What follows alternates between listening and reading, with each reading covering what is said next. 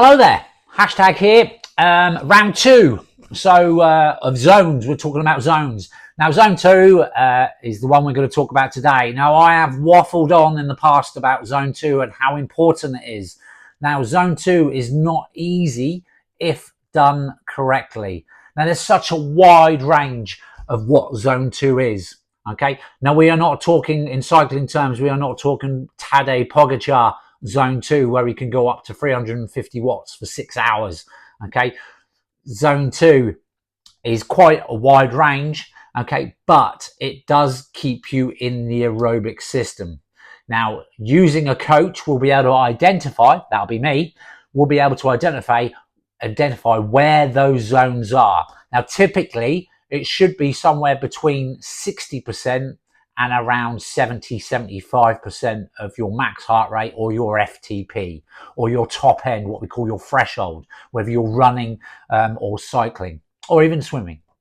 Now, in hashtag circles, we call this the Americano or the Mocha, depending on what I give you in running circles. Now, in cycling, we call this the Victoria Sponge. Who doesn't like a Victoria Sponge? So we call it endurance. Okay, this is where we're actually the foundation. This is where we actually increase the stroke volume of your heart. Okay, VO2 is restricted by the stroke volume of your heart. Doesn't mean that you're doing VO2 all the time. It means you're doing zone two because you're increasing the size of the heart as it pumps, which will enable you to actually do better race efforts. Okay, it's a higher training volume within Victoria Sponge, within this zone two. Like I said, if done correctly, it's really hard towards the end of a 3 or a 4 hour bike ride, if you're doing endurance in that sense, and to actually stay within those 60-75% ranges.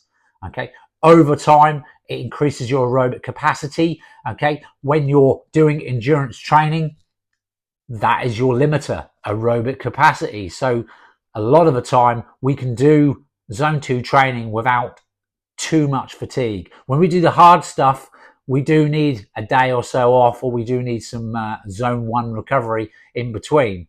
But if we're doing zone two, we could probably, depending on the athlete, but we could probably do it every day. Okay, so that's zone two. If you want to ask any questions about zone two training, DM me. But that's it for me. Ciao for now. Let's crack on.